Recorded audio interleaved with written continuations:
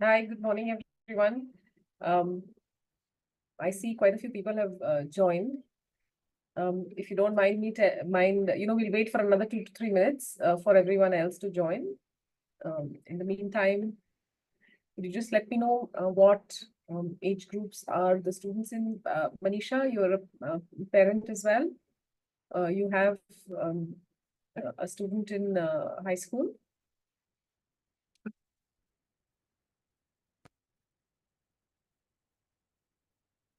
I see Pooja and Raima and Reshma. What age group are the students in? What age group and what classes are the students in?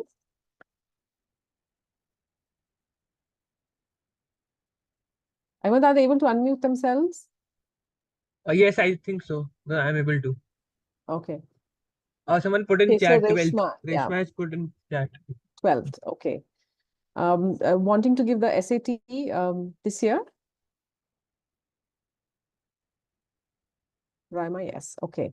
So we have a short window between now and I would think your son is in grade 10. Okay. Has he just gone into grade 10 or has he like been there for a while? I mean, is he like he's gone into grade 10? Okay, great. I think a good time to start with the English prep.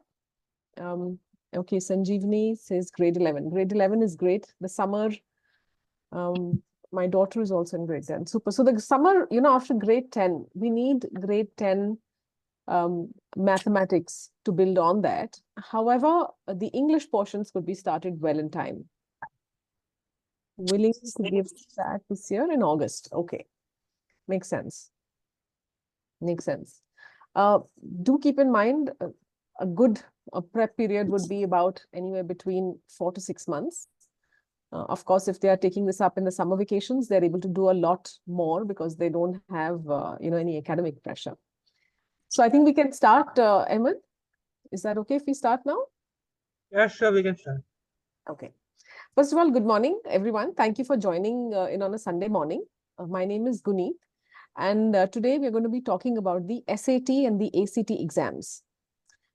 The main idea here is to understand a high school student's journey from 9th to 12th grade and how these exams fit into their academic path, right? So in the webinar, you will learn the main things, you as students and parents need to plan for and prepare for during this college admission journey, right? And then we will do a little deep dive into these two exams, the SAT and the SAT, and we'll show you how we at ReWiser can help you, along with the tools that we've built. Now, ReWiser is a high school learning support company, right? We assist students worldwide achieve their academic goals. So we have, we start working with students as early as grade 8, and we work with them all the way up until grade 12, right?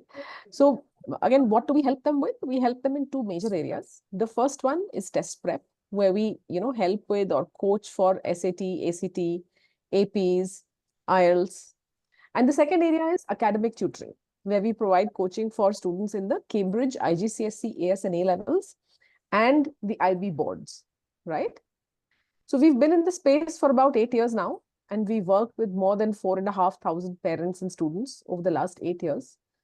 Currently, we have students from across, 8+ countries. We have offices in Gurgaon, and we are headquartered out of Bangalore. Let's try and understand the undergraduate college admissions, abroad versus India. Why do we need students to take the SAT or the ACT at all, right? So in the US, the school system is very similar to our state board or the PU system that we have in India, right? So they have a core curriculum that is defined by the education board, and each state chooses how they want to conduct the curriculum.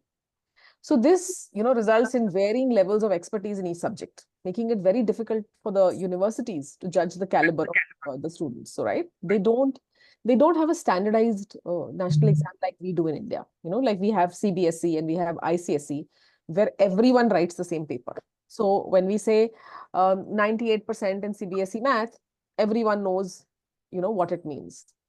So therefore, the universities in the US, they needed to even the playing field, right? So they collaborated with two companies, namely College Board, which conducts the SAT, and ACT.org, which conducts the ACT. Now, both of these are not-for-profit organizations. And they came up with these two tests where the students are, assessed in math and English. Now, the aim being that every student should know at least this much English and this much math to be able to take up a college level course, right? So how well you score in these tests will ascertain which courses you're eligible for. In India, we have very clear cutoff scores. So if you get, say, 99.9% in your you get into SRCC. If you get less than that, you don't get it. There are no clear cutoff scores in the US, right? They have indicative scores for various courses in specific universities. So, for example, if you're planning to do engineering in Georgia Tech, right? You may need a particular score in your SATs. But for another course in Georgia Tech, you may need a lesser SAT score, right? When colleges and universities review your application for admission, they generally look at four main areas, right? First, they consider your academics. Foreign colleges and universities are very interested in your overall academic performance, right? Whereas in India, colleges are mainly interested in your 12th grade final board exam result, right? International colleges will look at your grades from class 9, 10, 11, and 12, right? So they'll be looking at your academic performance over a period of 4 years. This means that you need to start focusing on your academics early on, because colleges are looking to see, not only just how well you've done, but how you have improved every year, right? The second aspect that they're looking at is standardized scores, which basically means if you're in India, we have these competitive exams depending on the field that you're interested in, right? So for example, if you're planning to study engineering, right? You'll write your JEE. If you're looking at taking up medicine, you'll write your NEET exam. For law, it's CLAT, and so on. That's how it works in India. But outside of India, it's a bit different. They've got this one standardized test, right? The SAT or the ACT, whichever one you choose to take. It's not like you have to pick one based on your major, right? You can go for either of them. You don't have to take both.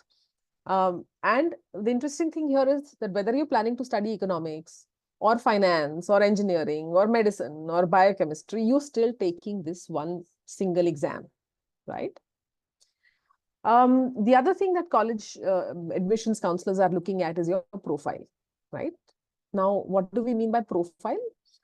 Basically, it's how you showcase to the college, who you are as a person, what major area of study you're really interested in pursuing.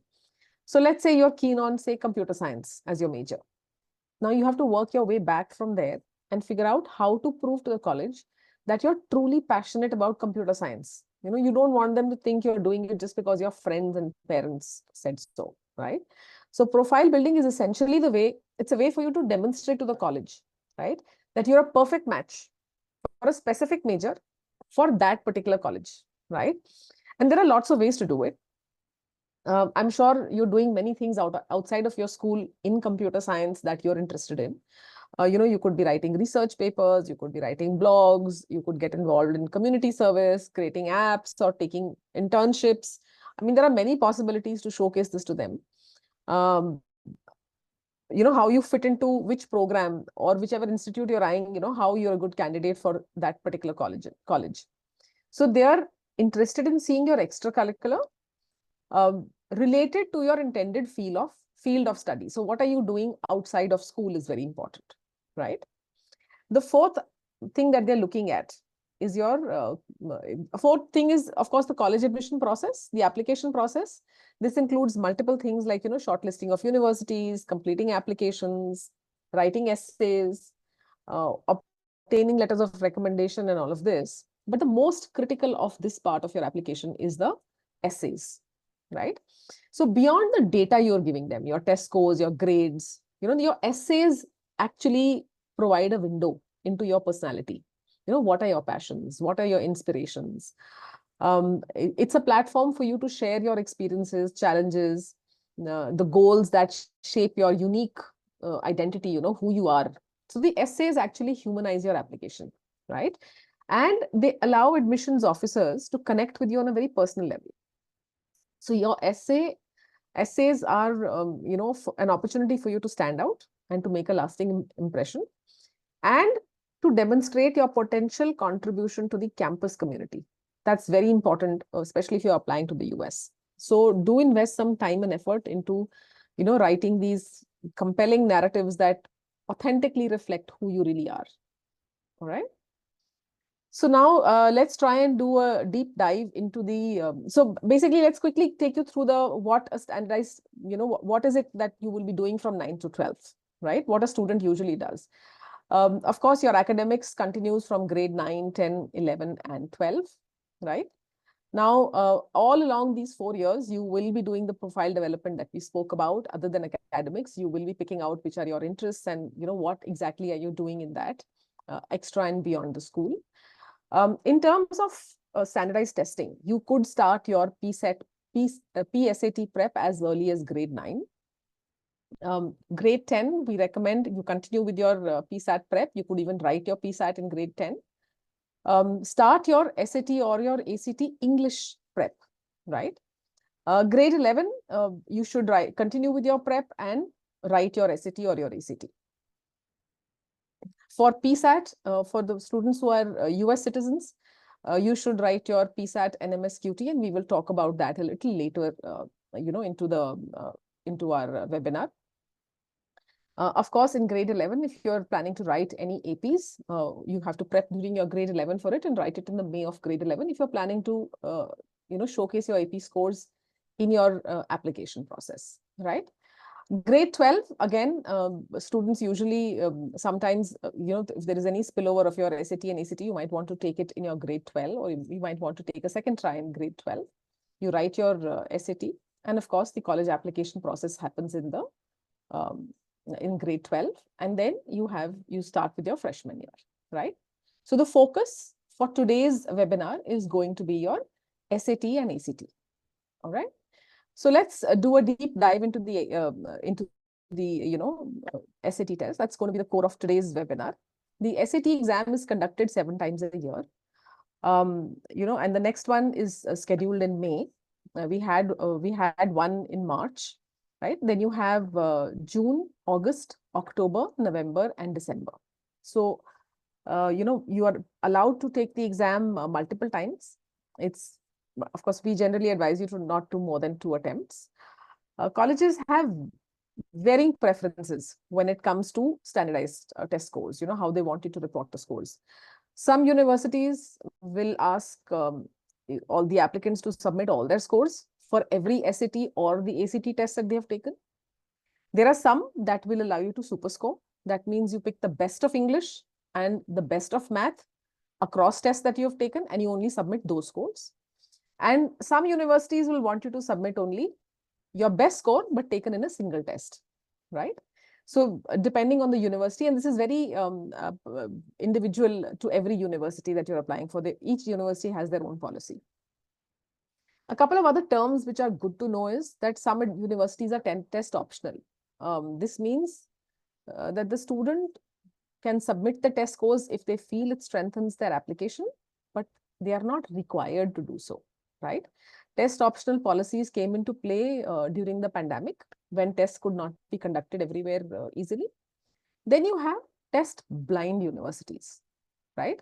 So, you know, which are standardized tests such as the ACT or SAT, they are not considered at all in the admissions process. So, this means that your test score will not influence the decision-making process for admission, right? Universities like the UCs are test blind, right? Some universities mandate that you take either the SAT or the ACT. They will not accept your application without a test score. These are the most selective universities like MIT, Yale, Georgia Tech. Recently, you know, Dartmouth and Brown have also chosen to become test mandatory. And as of, I think, a couple of days back, even Harvard has become test mandatory. So if you're applying to one of the very selective universities or a highly competitive university, you might want to kind of look at that. Of course, the decision to take these exams depends on the policies of the universities which you're applying to. If you don't have a final college list prepared already, it might be a good idea to go ahead and just take the SAT or the ACT, right? Because if you try and take it last minute, you might not end up getting your potential score. Moreover, I feel as an Indian student, it's always advisable to submit your SAT and ACT score if you have a good score, right? Until unless you have a reason to say why you haven't done the SAT, right? Another aspect to think about is that the acceptance of the SAT and ACT digital score extends beyond the United States also. There are several other countries like, Singapore, Canada, Australia, and even India recognize and accept the SAT and ACT digital scores, right? Okay, so let's look at the structure of the exam, right? The SAT exam. We'll start with the SAT exam. The test is now a digital exam as of last year. You have the flexibility to use your own device. You can bring your laptop with the necessary software installed. The College Board conducts this test on an app called the Blue Book app. You can install the software from the website onto your computer, and you can attempt the test on your own laptop. The exam interface is very friendly. They have a clock for time management. You can easily navigate between questions, access all the math formulas in one place, right? Now the thing to note here is that the digital SAT exam is notably shorter as compared to the ACT, right? The digital SAT lasts for 2 hours and 14 minutes, right? Let's break down the exam structure. There are 2 sections, English and Math.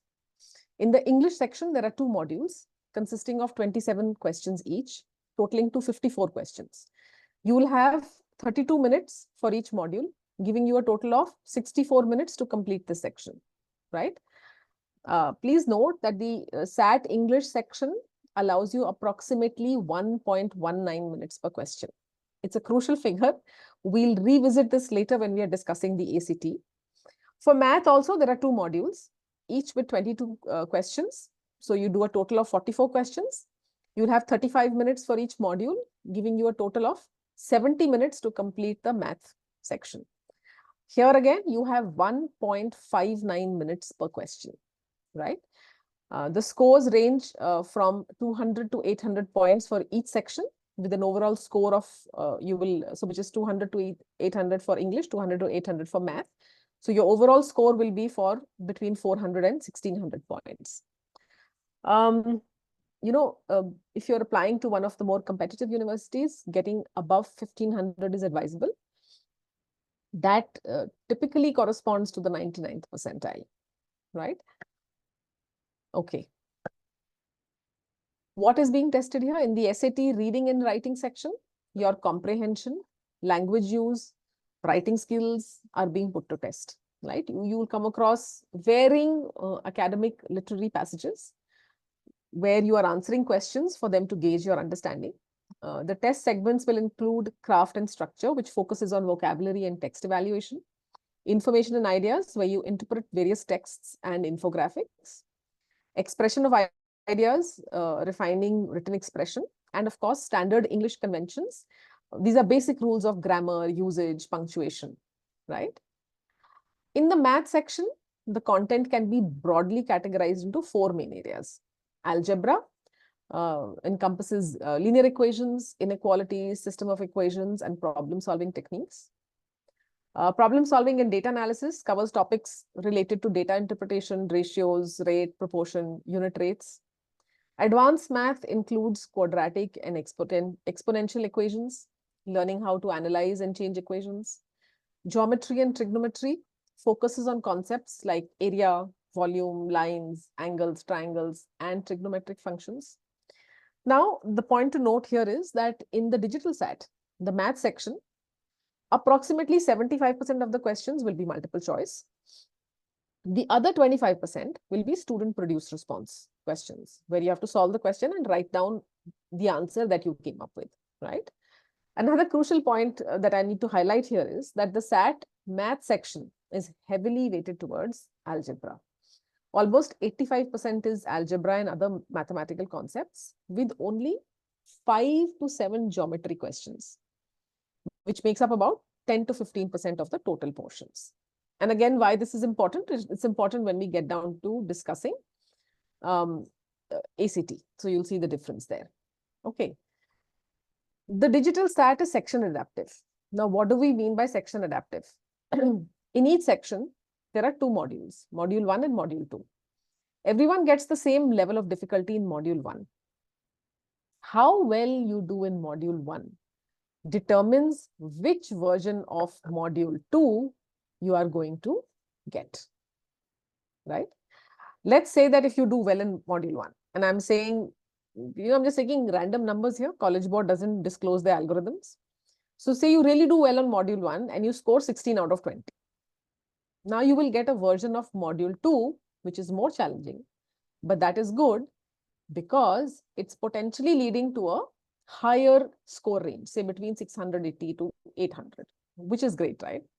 On the other hand, if you score low on module 1, right?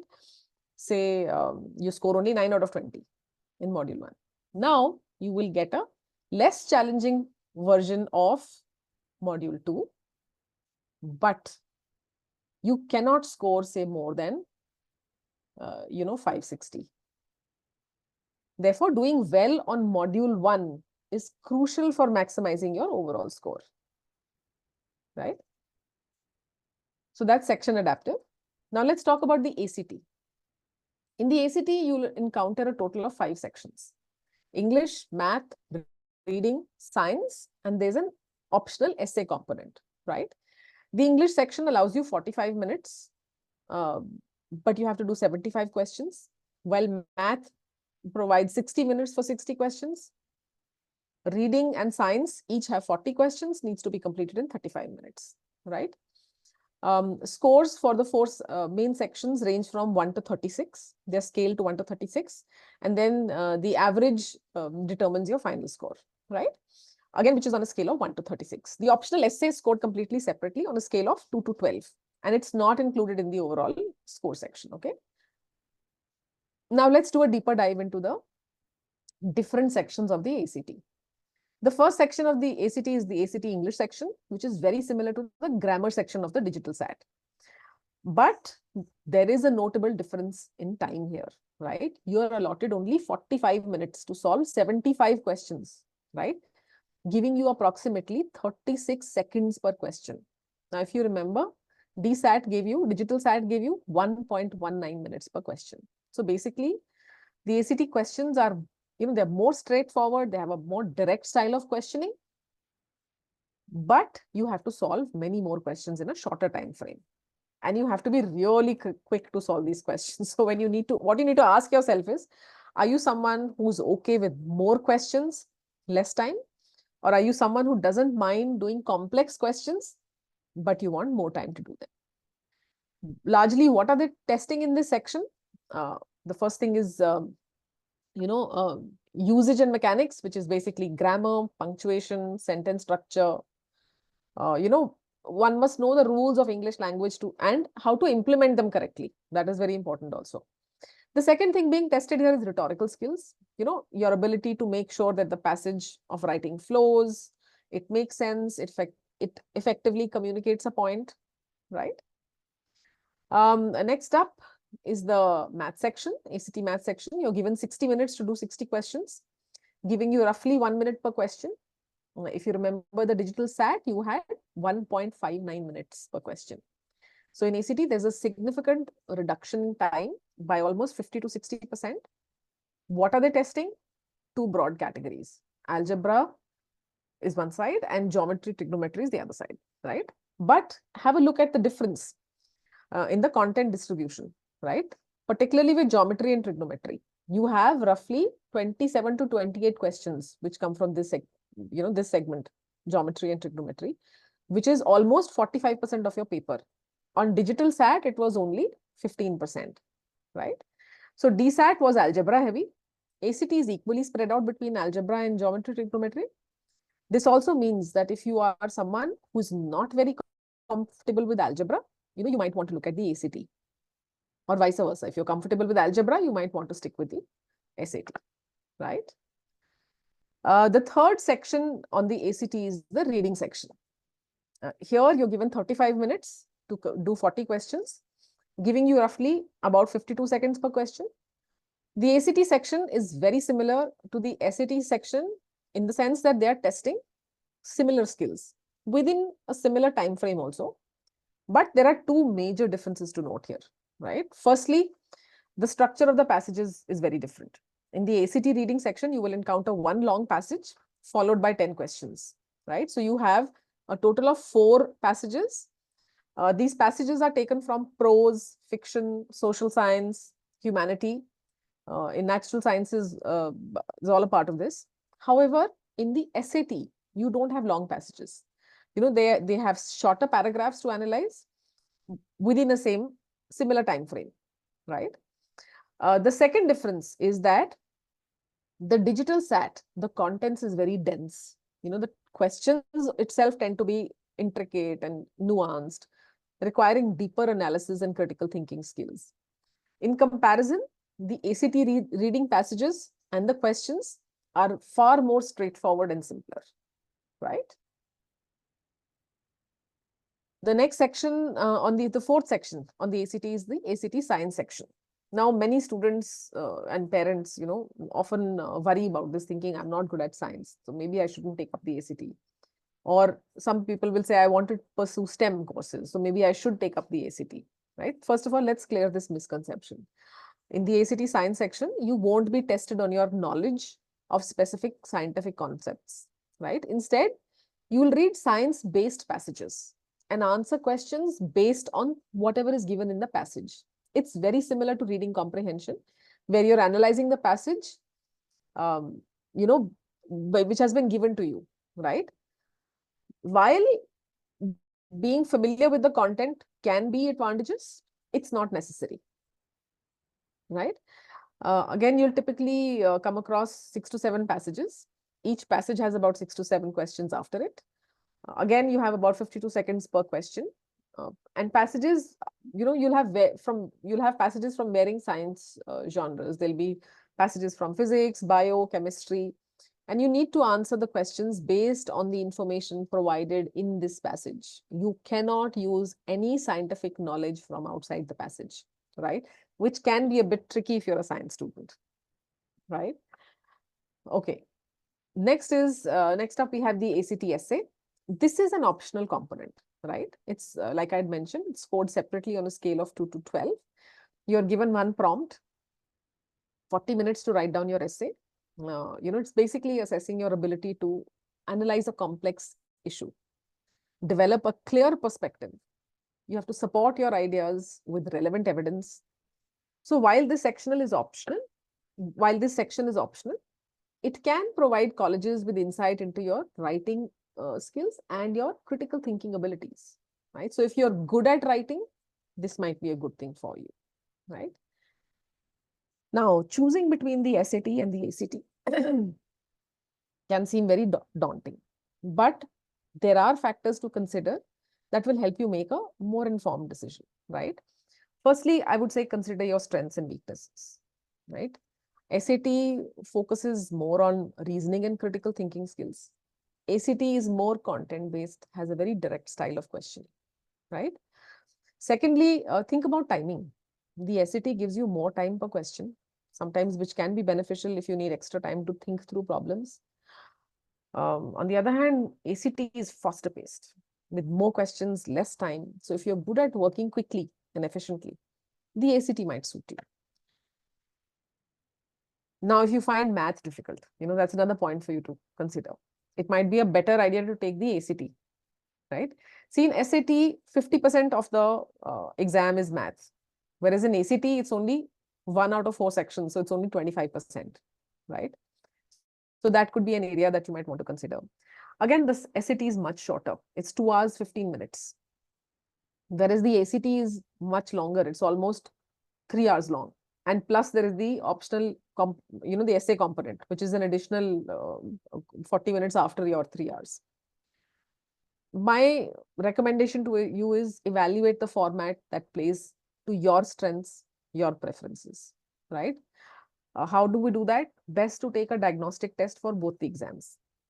See which one feels more comfortable and gets you a better result. See, ultimately, the best result for you is the one that allows you to showcase your ability effectively, right? After the webinar, you will receive an email containing a registration link for the free digital SAT as well as an ACT diagnostic test, right? Please take these tests at your convenience and assess your current standing, determine which test is better suited for you. And these are full length diagnostic tests, right? If you, if you want, you can book after the test, you can book a one-on-one consultation with us, right? And we will take you through the scores and help you decide which one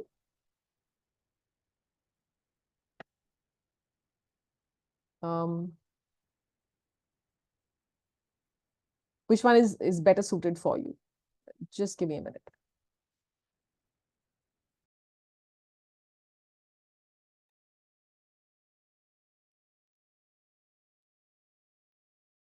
Okay.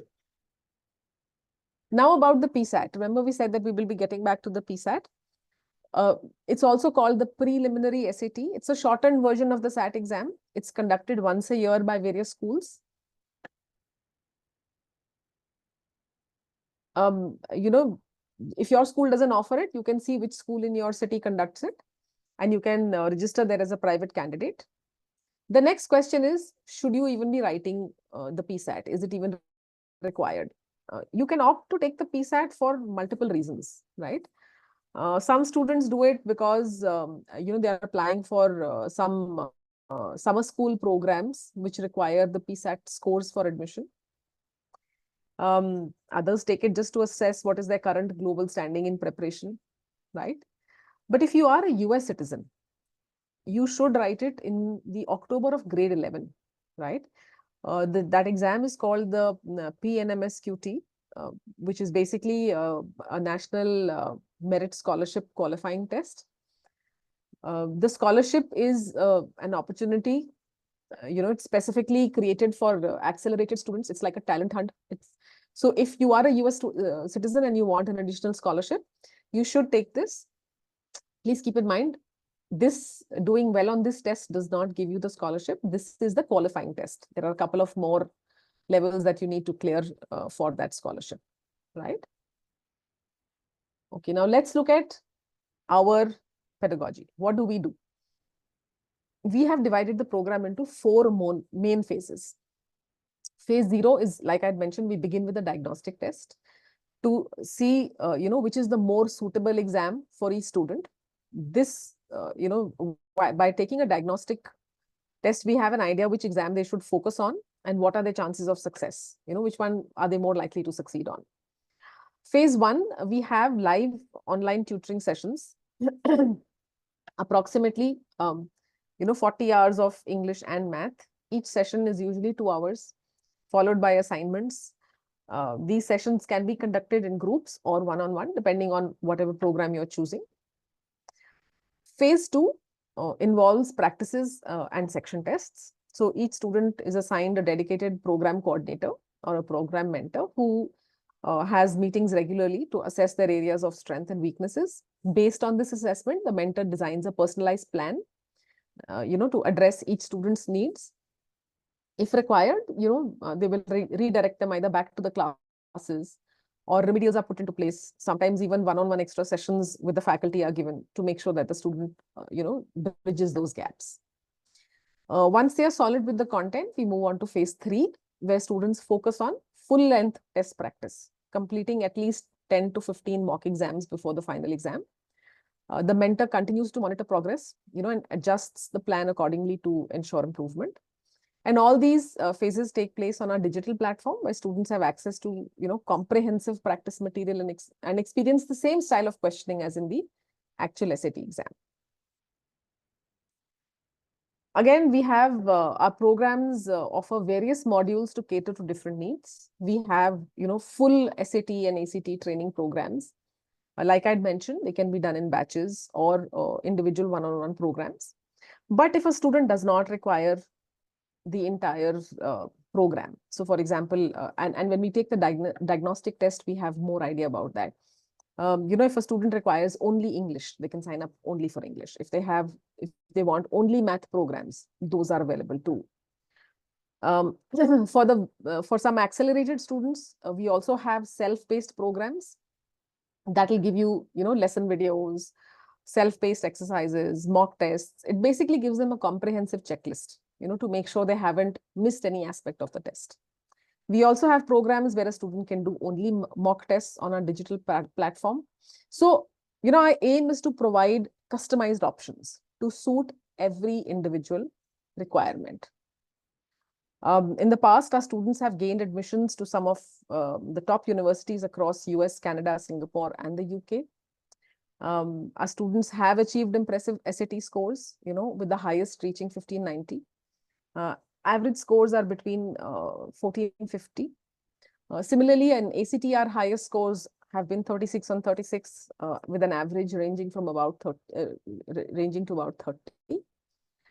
Of course, these achievements also reflect the effectiveness of the program, in preparing the students for success in standardized testing, and helping these scores, helping them get into colleges of their choice, right? Now we can open up the session for any questions that you might have. If you want to, if you want to ask any questions, we are here for another 20 to 20 minutes or so. So please go ahead and if you have anything that you would like to know.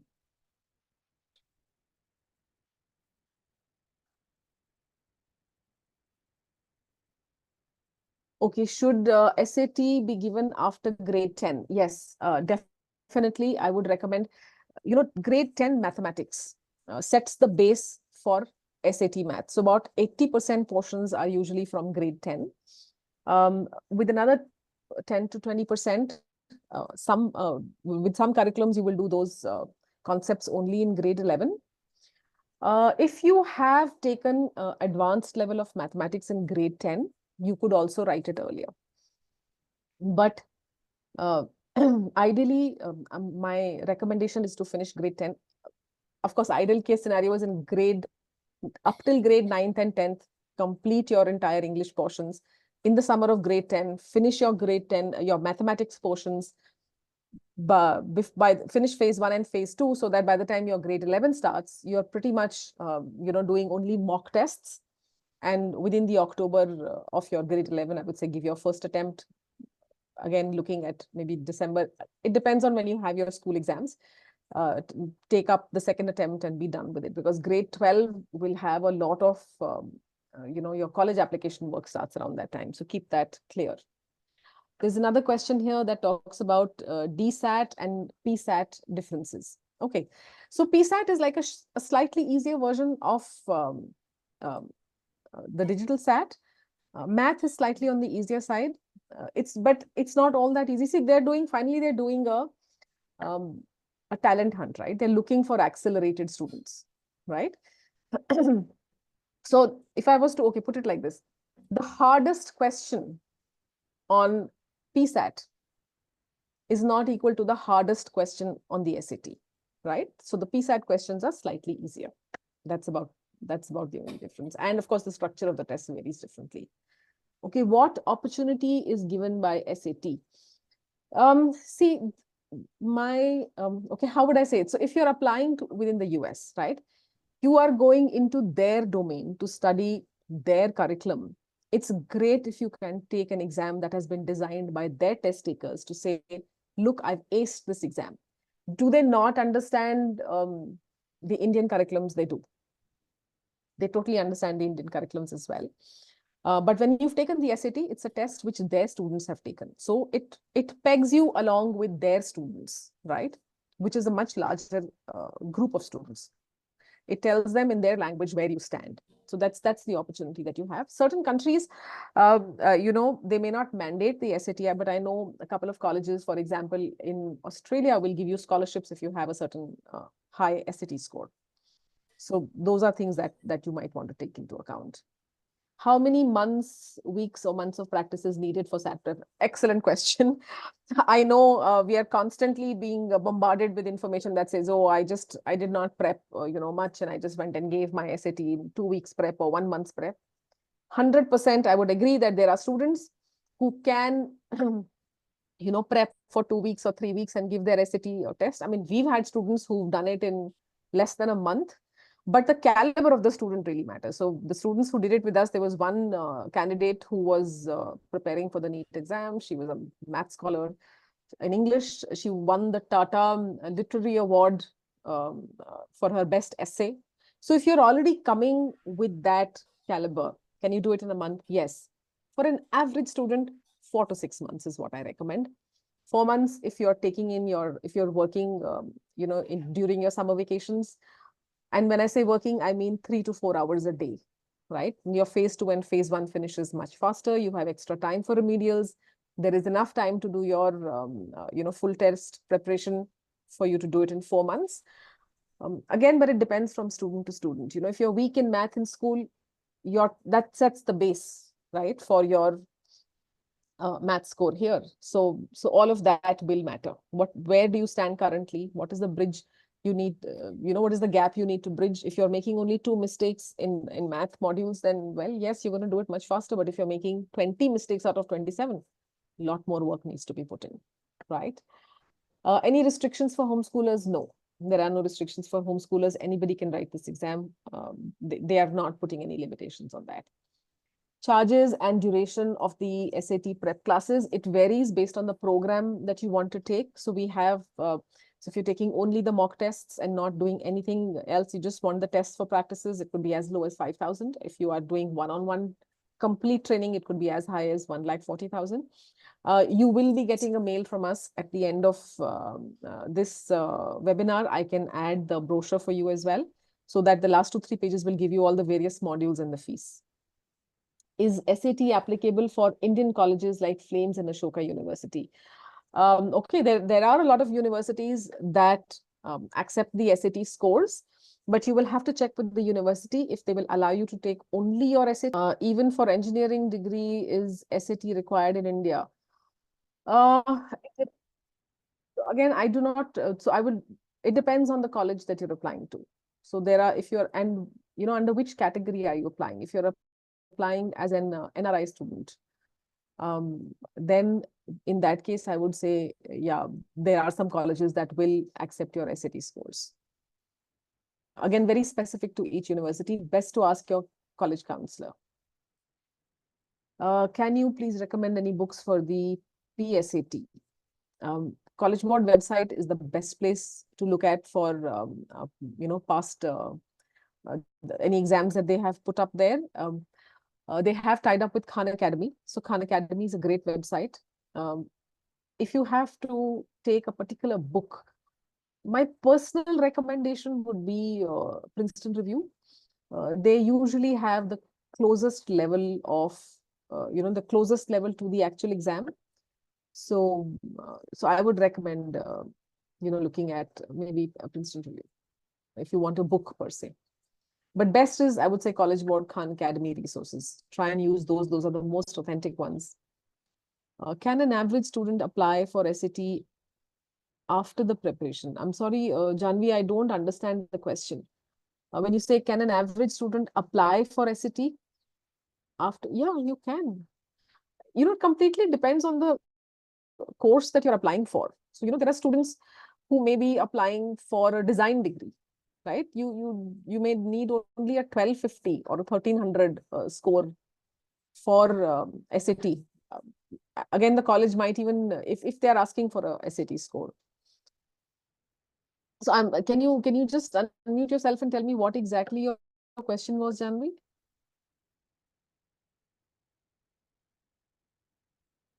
I mean, I'm not sure if that's the answer that you were looking for. Is your question that can you do self-study and then go ahead and give the SAT exam? Was that the question? You're welcome, Pooja.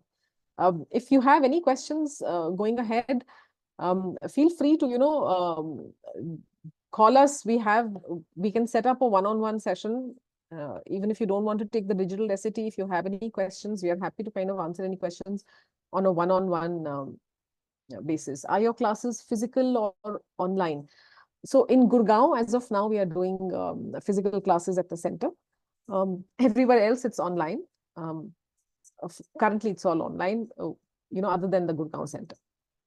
We are planning to start offline classes in Bangalore most probably this year, but no concrete plans as of now. So like I was mentioning, if you have any questions, you can, please feel free to call us and make a one-on-one appointment. Yes, actually, students don't take these studies serious till grade 10. You're right, actually. Most students, see, one of the things we need to be cognizant of is that students, the narrative that they're hearing from their friends, not everyone likes to get up and say, well, I'm doing a lot of SAT prep. A lot of students, they'll say, oh, who needs to prep for the SAT? I didn't prep for it. I just went and I prepped for I did 2 tests and I went and I took the exam. So very important to know that this is the conversation that is happening. This is what the student thinks about, but it requires, like I said, from our end, the classes are usually anywhere between 35 to 40 hours, right? But from a student's end, it's about 200 to 250 hours of work, right? The assignments, the mock tests, if you put all of that together, the remedials, the practices to get you that level of automaticity that is required. So you're right, the students don't take it seriously. The best time, like I mentioned, is the summer vacations after grade 10. They're not going to have this kind of free time, once grade 11 starts. See, and we have to be realistic. Up until grade 10, studies are really easy. I know for those of you who have students in grade 10 will feel that, oh my God, it's already so difficult. But actual studies start when you start grade 11. That's when your studies actually start. And doing your SAT along with that higher level of studies can be overwhelming. So that's why I say before your 11th grade starts, try and get as much of your SAT prep done. That makes it very stress-free for students, because doing academics and doing your SAT can be kind of tough, because you will have assessments, you'll have midterm exams. And believe me, academics is far more important than your SAT. You may get a 1600 score on your SAT, but if you don't have your academic scores in place, I mean, they're not going to look at your applications, right? So try and get it done out of the way as soon as possible. Study or abroad study, which is more appropriate approach? Very personal. My personal opinion on this would be, it depends completely on the student. There are some students, see, studies abroad are not like studies in India. College in India is still very structured, right? We have programs which are very well defined. You have to just show up to class and everything is kind of very well structured. Outside, I think studies are not only difficult, you have to realize that hardly 20 to 30% of the US population actually goes in for higher studies in universities. And these students also have probably, worked for 1 or 2 years before they kind of take up college. So there's a certain level of maturity that, the foreign student has that sometimes the Indian student might be lacking, because we have a very sheltered environment where students are studying, right? They're staying at home or they're in a school boarding here. Everything is being looked after here. So every student doesn't have the maturity or the discipline required to do well abroad, right? If you have a student who's reasonably focused, a lot of self-discipline is there, they can do their work on their own, they can manage their studies on their own. I mean, are the studies more interesting outside, especially in technology? It's more cutting edge, it's more late, you have access to certain things which probably in India, you might get to it at a little later stage. So in that sense, I would say definitely certain courses might be better there. There are some courses which are, I mean, we are just about getting into colleges which have liberal arts and they're allowing you to take certain disciplines. You can do maybe art and science together. Very few colleges allow it. So in that sense, there's more flexibility outside. But what is more appropriate will depend on the child. Is the child mature enough? Of course, distractions are galore. Freedom is galore, right? Going into an area which is Now, not as sheltered, not being answerable to anyone is a new thing for a lot of students. But if they're able to create their structure, they're able to work with discipline, have the maturity to say no to things which don't align with what they want to do, yes, absolutely. Sometimes I feel some students may be not yet prepared for that lifestyle. Also, the colleges abroad give you a lot of freedom to change your courses or switch majors and things like that. And sometimes, we've seen students may have started off on one point, may have completed the course with a completely different set of majors, but our worry is that are they really um, ready to take up a job? Have they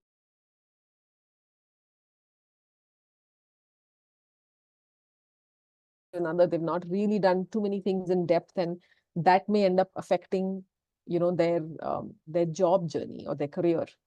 So in that sense, not everyone has the maturity to study abroad. And those are the factors that I would perhaps look at while making that decision. And nobody knows a child more than the parent, right? I mean, for us also, even each child is different, right? Being brought up in the same environment, you might have one child who's extremely disciplined and able to kind of manage that, and you might have another who's completely not prepared. So a very personal choice, but many factors to look at. How can the student manage the academic scores and prepare for the ASAT? Like I said, timing is very important. Grade 11 is very tough. And I know it may sound very idealistic, but having an involved parent who can help them with time management or creating structure goes a long way. So if you take the help of someone who can help you design a study plan, or someone who can tell you that, okay, because see, all the schools have their own agendas. They'll have sports meets, they'll have debate teams, they'll have MUNs, there's a lot of stuff, they'll have fests which are happening. So they have their own pacing or whatever they have developed. I think as a parent, if you're able to understand what are the subject requirements, what needs to be done when, a strong structure, I think, goes a long way. You don't necessarily need to put your kids into tuition, especially if you have students who are self-driven, motivated. I feel time management is something that a lot of high schoolers struggle with. Don't depend purely on one set of um, people to determine your journey.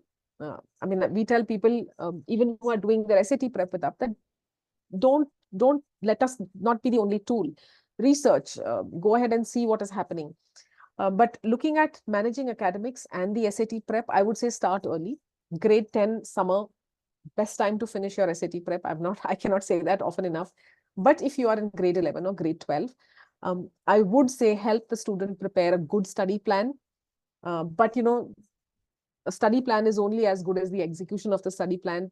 Maybe helping them put the discipline and structure goes a long way. So if they're doing 8 subjects or they're doing 6 subjects and they're doing the SAT prep, take the SAT prep as one more subject.